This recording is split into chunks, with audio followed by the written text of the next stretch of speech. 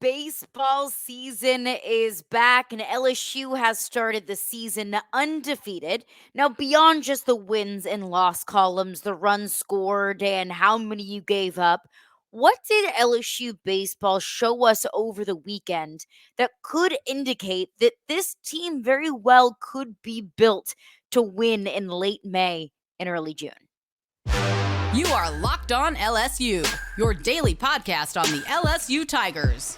Part of the Locked On Podcast Network, your team every day.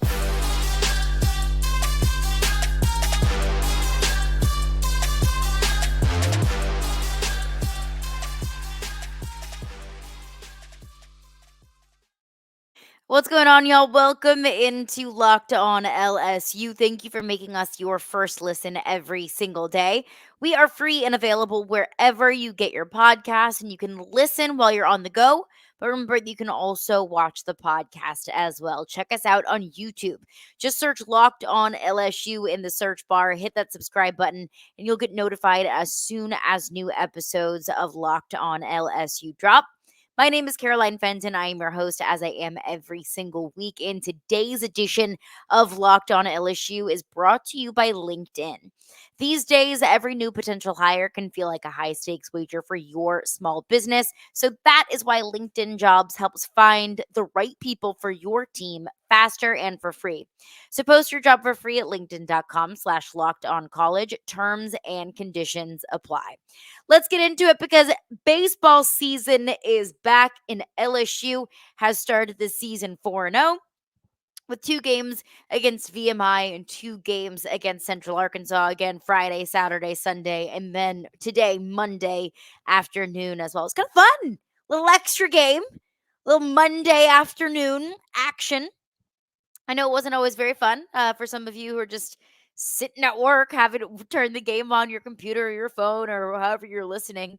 If you are stuck in the office or stuck at work, not being able to actually be physically at the box. But nice to get a little extra action in there, a little extra game after the weekend. But LSU starts the season 4-0. And look, that's overall. You won 4 of your games. You started 4-0. You beat 2 teams that you were better than on paper. You showed some flashes, and you also showed some things and revealed some things that you need to work on. It's the first week of the season. That is going to happen. We saw crazy and weird things happen over the weekend. Florida lost a game to St. John's, and I don't know why it's escaping me who Arkansas played, but I don't remember who it was, but Arkansas lost to them. Vanderbilt lost to Florida Atlantic. So weird things happen in the first week of the season because you're still figuring out your lineup. You're still figuring out your pitching rotation.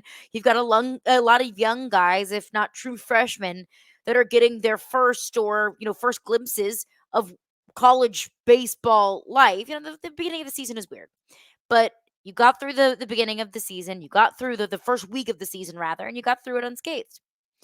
And I think that what was more revealing to me than anything, and we'll get into the pitching, we'll get into what we saw offensively. Some games, a lot of it. Some games, lack thereof. But overall, my biggest takeaway was, at least over the weekend, I'll touch on Monday in a second. Friday, Saturday, and Sunday, you found ways to win games in 3 completely different ways. Friday night, you take down VMI 11-1.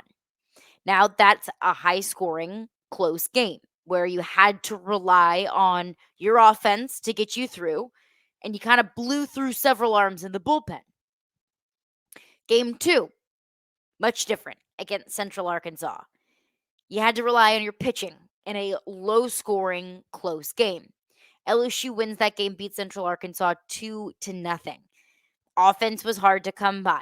Things are going to happen like that whenever the weather is weird and it's windy, especially this early in the season.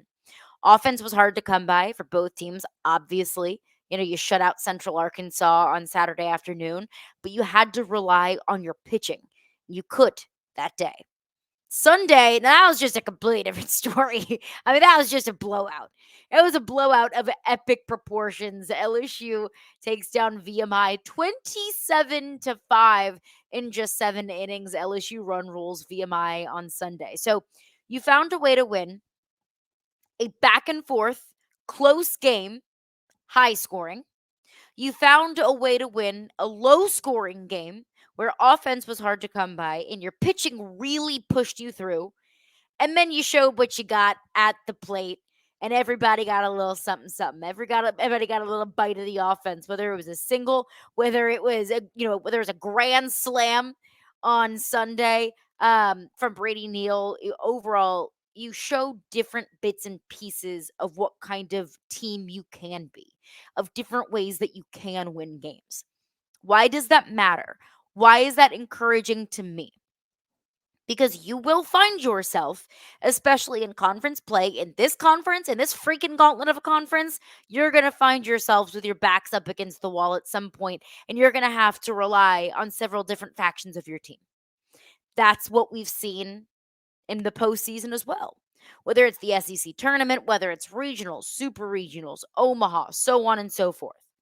You have to find ways to win games in very different fashions, depending on the pitchers that you're going up against, depending on the health of your team, depending on the pitcher that you have out there, depending on how deep your bullpen is on any given night, depending on the type of team that you are facing. Look at Arkansas, for example. Arkansas's got a really solid starting rotation of pitchers that you are going to have to match that either pitching wise, and you're probably going to have to find ways to win low scoring games with how good Arkansas's defense can be. I know I'm saying that coming off of a weekend where Arkansas didn't look that great at times. But again, everybody is figuring things out. I look at teams like Tennessee. Tennessee could score 20 to 25 runs on any given night. You're going to have to find a way to either match that or combat that with really solid pitching and really solid defense. On any given night, on any given weekend in this conference, you have to rely on different things. And what I liked about what I saw over the weekend is LSU has shown us that they can do several different things very well. The key, though, as you go throughout the rest of the season, is piecing those individual pieces together. We saw Luke Holman, he's got it. Like, he is as advertised. Like, we saw on Saturday why Luke Holman was Alabama's ace. But the offense wasn't great. And you can say, well, it was the weather, and I get that. 100% that's going to be a factor. We saw on Sunday what this offense can be, my goodness. And you matched it with decent pitching as well, solid pitching. But the pitching on Friday wasn't great. So you have to find the perfect marriage of really good pitching, solid defense, pitching, trusting the defense behind them, behind whoever's on the mound, and being incredibly productive offensively. But I liked what I saw in the first 3 to 4 games of LSU season. Now, I know it sounds outrageous for me to talk about June and like Omaha and the SEC tournament in February. I totally understand that. I don't want to get that twisted because you're never going to get too high and you should never get too low after one single game, one single series. You're going to lose series throughout the season. Like, that's going to happen. You lost series last year. You still won a national championship, okay? So we're not going to get too high and we're not going to get too low on a single game, on a single outing, on a single series, so on and so forth, okay? Can we hold ourselves accountable to that throughout the season? But these first 4 games, that's all we've got. That's all that we have to break down, to analyze, to say, okay, this is what LSU does well. This is what LSU does not so well. This is what I'm not quite sure about. So we'll take those 4 games and we'll look at what we've got. Coming up next, I want to break down the pitching that we saw Friday, Saturday, and Sunday. Our takeaways from the pitching of what we saw in LSU's first weekend back in the 2024 season. And we will get into that after just a few words from our sponsors. All right, I want to tell you about LinkedIn Jobs. When you're hiring for your small business, you want to find quality professionals that are right for the role. So that's why you have to check out LinkedIn Jobs. LinkedIn Jobs has the tools to help find the right professionals for your team faster and for free. And LinkedIn is not just another job board. LinkedIn has a vast network of more than 1 billion professionals, which makes it the best place to hire. It gives you access to professionals that you cannot find anywhere else. LinkedIn does all of that while making the process easy and intuitive. And hiring is easy when you have that many quality candidates. And it's so easy, in fact, that 86% of small businesses get a qualified candidate within 24 hours. I understand, you understand, and of course, LinkedIn Jobs understands how important it is to bring the right people in to work for your small business. But also, we know that that's not always the easiest process. It's not always the quickest process. And let's be honest, sometimes it's not always the cheapest process. And LinkedIn knows that small businesses are wearing so many hats and might not have the time or the resources to hire. So LinkedIn is here for you. And they are constantly finding ways to make the hiring process easier. They actually just launched a feature that helps you write job descriptions, which makes the process even easier and quicker. And hey, it's for free. Who doesn't love that? Post your job for free at linkedin.com/lockedoncollege. That is linkedin.com/lockedoncollege to post your job for free. Terms and conditions apply.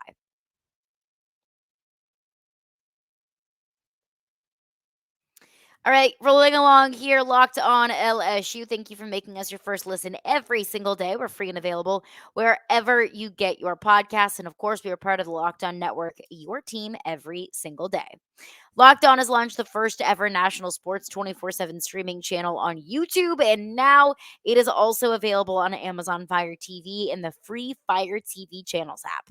Locked On Sports Today is here for you 24/7, covering the top sports stories of the day with the local experts of Locked On, plus our national shows covering every league. So find Locked On Sports Today right now, and it's available on the free Fire TV channels app. All right, rolling along here. Locked On LSU. LSU starts the season 4-0 with 2 wins over VMI and 2 wins over Central Arkansas. We saw some good. We saw some bad. We saw some that I'm thinking, okay, I want to see more from this guy.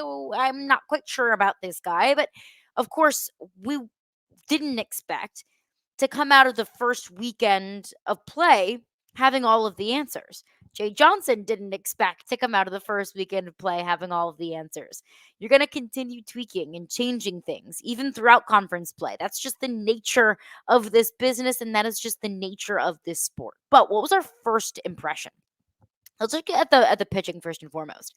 Thatcher Hurd got the start on Friday night. I thought that was a good move last week when I broke down kind of a preseason analysis, what I expected to see. I said, look, I expect Thatcher Hurd to be the Friday night starter because we saw really solid things from him last season. And he's an incumbent coming in that was on this team last year and is coming back this year. And I feel like that kind of gives you a little bit of a nod over maybe a Luke Holman who transferred in from Alabama this season. So Thatcher Hurd got the start on Friday night in a game that was much more stressful and anxiety ridden than any of us wanted or expected it to be. And part of the reason why that happened is because of the pitching. Thatcher Hurd in his first 2 innings, he was fantastic. Struck out 2 in the first, struck out another in the second, and struck out the second batter that he faced in the third inning. But after he faced that second batter rather, in the third inning, that's where everything started to unravel. So Thatcher Hurd throws a pitch that I think should have been strike 3. I thought it was a very ticky-tacky ball call, but it was ultimately called a ball. Thatcher Hurd walks that batter, and the next batter comes up and gets an automatic walk because Thatcher Hurd gets called for a balk. It just kind of everything from there started to unravel. So you walk, balk, so now you got 2 men on. From there, RBI single, and then it was another single, and then a double, and then a single. Boom. Just like that. After just a handful of batters, now you're down 4-3. And that was all she wrote for Thatcher Hurd. 2 2/3 innings for Thatcher Hurd on his first outing of the season. You expect to get at least 4. And I think that's being kind of liberal there. You really want to see 5, even 5 plus from your starter, especially your Friday night guy. You're not trying to burn through your entire bullpen on Friday night. And Thatcher Hurd was only able to go 2 2/3. Now, I don't think that's an indictment on who Thatcher Hurd is as a player and as a pitcher. I don't think that is an indication of what we're going to see from Thatcher Hurd throughout the entirety of the season. We know what Thatcher Hurd can do. We saw what Thatcher Hurd did in the postseason last year. That's what gave me reassurance that he was the right fit on Friday night. I think that was just not even a bad night, because his first 2 innings, they were solid innings. He just lost command of everything in the third inning. So I think that's what Thatcher Hurd needs to work on is, look, if you throw a pitch that was called a ball when you thought it should have been a strike, you cannot let that completely, get you off of your trajectory and knock you out of your focus and lead you to lose command of all of your pitches, because that's really what it felt like happened. After the walk, it was like he just lost himself. We'll have to work on that. Look, baseball is a game of mentals. We know that. So didn't love to see that from Thatcher Hurd. Nate Ackenhausen ultimately ends up with the win. He pitched 3 innings, notched 3 strikeouts. He did give up 3 runs in the process, but you were able to at least make up for that offensively, scoring enough runs on your own. I think it'll be interesting to see, does Nate Ackenhausen eventually end up being a starter at some point? If if the injury bug starts to bite, knock on wood, if some starters that you counted on being starters aren't necessarily starters or aren't ready quite yet, can Nate Ackenhausen step into that role, maybe even as a midweek starter? We shall see. Friday night, we also got to see a little bit of Sam Dutton, who we also saw again on Saturday night late in that game. We also got to see Gage jump in his LSU debut. Speaking of Thatcher Hurd, UCLA transfer, Gage jump, another UCLA transfer. He closed it out in the final innings with final inning with 3 outs. Love to see that. Could you see him blossoming into one of your go-to closer guys? Like maybe how I viewed Gavin Guidry last year, that if you were, trying to hold on to a lead and Gavin Guidry went out there, like I felt very good about Gavin Guidry being able to just 1, 2, 3 knockout batters, strikeout batters, and take care of business. I think that Gavin Guidry's role is going to grow on this team this season. So can Gage Jump be that guy, that go-to guy late in the game? You need to hold on to a lead, and Gage Jump gets up on the mound, and we're like, whew, all right, he's got this. I'm not worried about this. He could. He very well could. Again, we're not going to get too high. We're not going to get too low. We're not going to figure everything out after one game. But I think it was a little bit telling on Friday night, some of the arms that we got to see. All right, Saturday. Not a great pitching night on Friday, but chef's kiss performance from the Bama transfer Luke Holman on Saturday in LSU shutout 2-0 win over Central Arkansas. It was a cold day. It was a windy day. Everyone was bundled up, and offense was hard to come by. But Luke Holman's performance really propelled you to victory. He went 5 1/3. That's what you want to see. That's the kind of distance that you want to see your starter go. 5 innings, just over 5 innings, 10 strikeouts, gave up only 3 hits and 0 runs. I don't know how much more you can ask for from a starting pitcher on a day like that. I mean, it was a fantastic outing, and Luke Holman looked as advertised. He had 3 strikeouts. This was what I thought was really impressive. So, what inning was it? It's escaping me what inning it was. But you had a leadoff double and then another single. So you had men on the corners, no outs, man on first, man on third.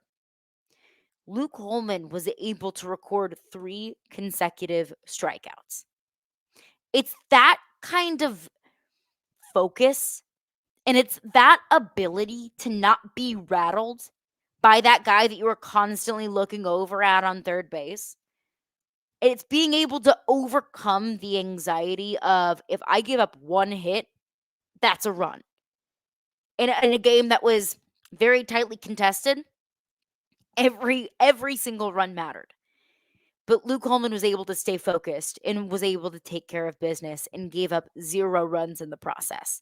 That is the benefit of having a veteran on the mound. That's the benefit of having a guy that's been an ace before, that's experienced that. And that's what I think LSU benefited from so much last season, was you had the the mental toughness of veterans that really only you only come by true experience. You don't just learn that overnight. So loved what we saw from Luke Holman Saturday. Didn't love what we saw from Thatcher Hurd on Friday. That doesn't define who Thatcher is as a pitcher, nor do I think you pull him from that Friday night slot quite yet. Um, Sunday, it was an absolute and total blowout. LSU set a record, a team record, 20 singles on Sunday, 27 hits, 27 runs. You take down VMI 27-5. Run ruled them in 7 innings. Scored 11 runs in your first 3 innings. Brady Neal with a grand slam. Travinsky, 3 hits, 3 runs. Stephen Milam, your infielder, 4 hits, 3 RBIs. Overall, it was just an absolute hit parade. Electric offense on Sunday. So of course you love to see that, especially coming off of a day that it was tough to get the bats moving. One thing that I didn't love, Luke Holman got the start on Sunday. 3 innings pitched, threw 3 strikeouts, gave up 2 hits, and walked 2. Not a ton to take away from there. Nothing outstanding, nothing terrible. It was just, kind of a regular old outing. What I didn't love was the true freshman Cam Johnson comes in lefty from Maryland in this 2023 class. He is a phenom. Perfect game, ranked him as the number 2 lefty pitcher in this class. Number 11 overall player in this class. I mean, this is a very highly coveted and highly recruited freshman. Keep in mind, freshman Cam Johnson, he was only able to go 1 inning and walked 6. You had 12 walks total on the day on Sunday. I think that's something that is going to get overshadowed simply by the score. The 27-5, like the story of the game was the offense. But I don't think that we can just overlook that. 6 walks from a single pitcher and 12 walks on the day. Cam Johnson's young.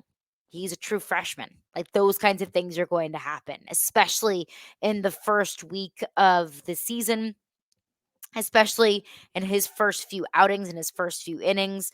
But just didn't love to see that. And it's something to work on. Again, it's the first season. Excuse me. It's the first week of the season.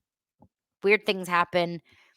This team 1 month from now is probably going to look incredibly different. 2 months from now, the same. So keep that in mind. We saw a response from Trey Holly. My thoughts on that, and we'll discuss coming up next after just a few words from our sponsors. All right, I want to tell you about FanDuel. Get buckets with your first bet on FanDuel, America's #1 sportsbook. Because right now, new customers get $150 in bonus bets with any winning $5 bet. That's right, $150 if your bet wins. And you can bet on all of your favorite NBA players and teams with quick bets, live same-game parlays, which is one of my favorite ways to watch a game. Pull up the FanDuel Sportsbook app, see if there's some fun live bets to throw some money on. Maybe a team is trailing and you're liking the momentum that they're building. Well, hey, put some money on them on the money line or even add in a parlay.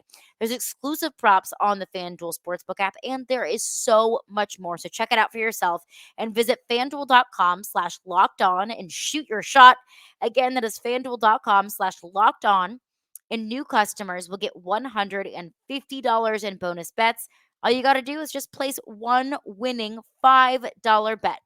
FanDuel, official sportsbook partner of the NBA.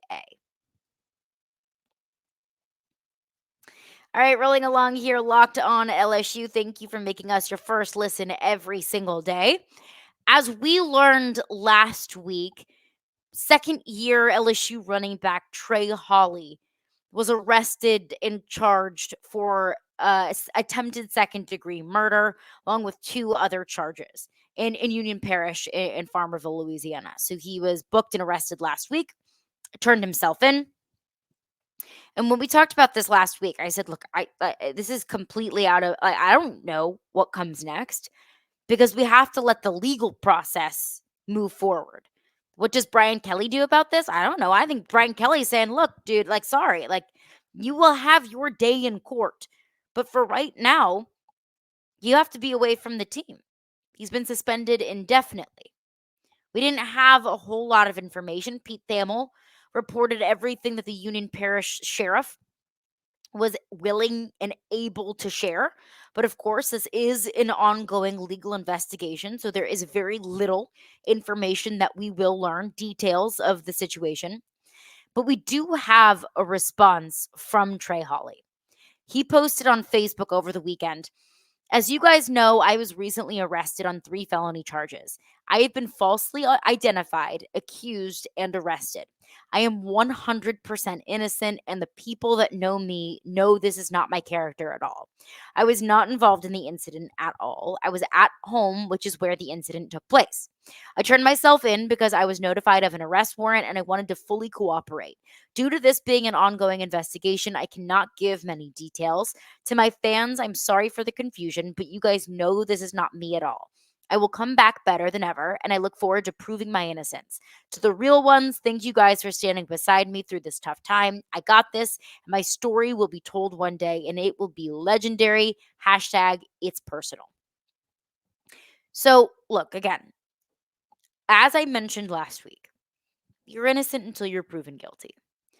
Unfortunately, that's not always the case in the court of public opinion.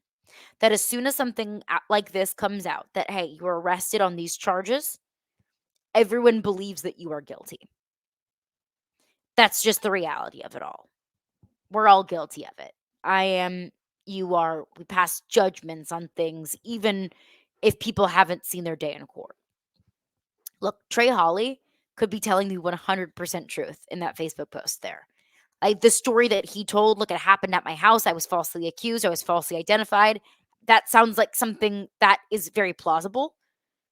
Incredibly unfortunate, but it sounds like something that sounds like a true, miscommunication. It could be something that is just, totally a misunderstanding. And for his sake, I hope that's the case. For his sake, I hope that they're able to fight that and he's able to prove his innocence and he is going to get right back in to the LSU football facility and ready to win games in 2024. I want to believe him. I truly do, but I don't know the situation. I don't know what happened, and we're not going to know the situation nor the details and the nitty-gritty of the evidence as the investigation is ongoing. So I truly wholeheartedly hope for the very best for Trey Hawley, and I hope that he is telling the truth. I don't think that he would take to social media and put that out there if he was just completely lying through his teeth. I think he wants to prove himself innocent, as any innocent person would, assuming that he is innocent. So I wish him nothing but the best, but it's a tricky situation here when it is an ongoing legal investigation. One thing I do wonder, and I won't know, I don't think that we're going to know, and I don't know now. I do wonder, was Trey Hawley advised by someone to turn himself in? And if so, who was he advised by? That's a really scary thing to do. He's a young person, and I know when I was 19 years old, turning myself in on attempted murder charges would be a really overwhelming and scary thing to do if I wasn't advised by somebody that I trust very much to go ahead and do it. And per Trey Hawley, he said, "Look, there was a warrant out for my arrest. Turned myself in because, hey, look, I'm cooperating wholeheartedly, and I have no reason to believe that that's not the truth. We'll see." But I do wonder, was that something that he was advised by and by who? But I wish nothing but the best, and it'll be, we'll follow this closely and we'll continue to keep everyone updated as soon as we get more information with Trey Hawley's legal proceedings and whenever we get the result of Trey Hawley's day in court. And we know that we'll all be pulling for justice here for wherever it needs to be served. That's going to do it for me today. Thank you for making Locked On LSU your first listen every single day. Coming up next, coming up tomorrow, rather. Jaden Daniels' NFL draft stock has absolutely skyrocketed over the past couple of months. And could it rise even more? We'll get into that on tomorrow's edition of Locked On LSU.